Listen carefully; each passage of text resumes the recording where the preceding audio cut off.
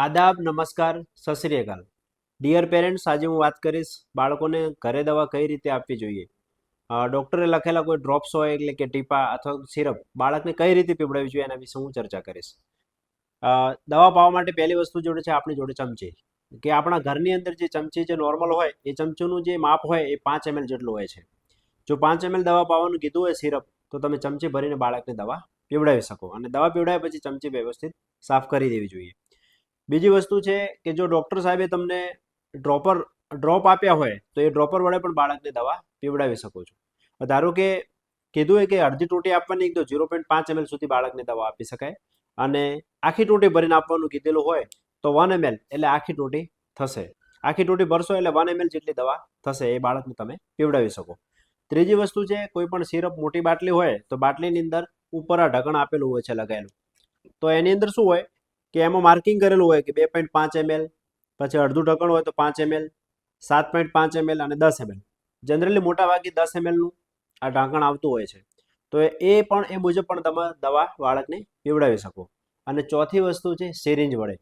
હવે syringe generally શું હોય કે 2 ml ની સિરિંજ પણ યુઝ કરી શકો છો, 5 ml ની સિરિંજ આવે એ પણ યુઝ કરી શકો છો. આ જે ચાર વસ્તુ છે, ચમચી હોય, ડ્રોપર હોય કે ઢાંકણું હોય કે સિરિંજ હોય, આમાં સૌથી શ્રેષ્ઠ દવા પાવા માટે આ સિરિંજ છે.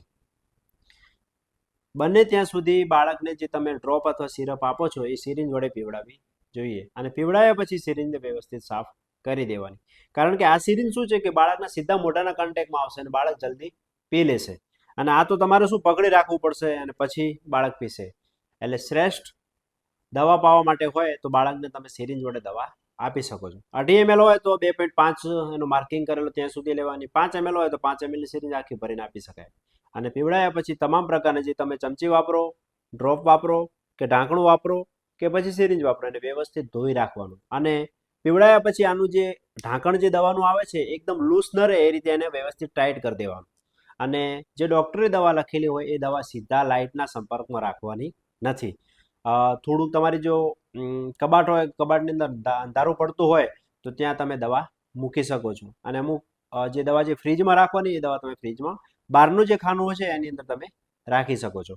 અને દવા પીવડાવતા પહેલા ખાસ ધ્યાન એ રાખવું છે કે અમુક દવાની અંદર શું છે કે નીચે એના પાર્ટિકલ બેસી જતા હોય છે, કે જ્યારે તમે એને ખોલો છો એના પહેલા વ્યવસ્થિત એને બાટલીને આ રીતે હલાવી દેવાની, કે જેનાથી દવા પ્રોપરલી મિક્સ થઈ જાય અને એ બાળકને પ્રોપરથી ડોઝથી આપી શકાય અને બાળક તંદુરસ્ત રહી શકે. જય હિન્દ, જય ભારત.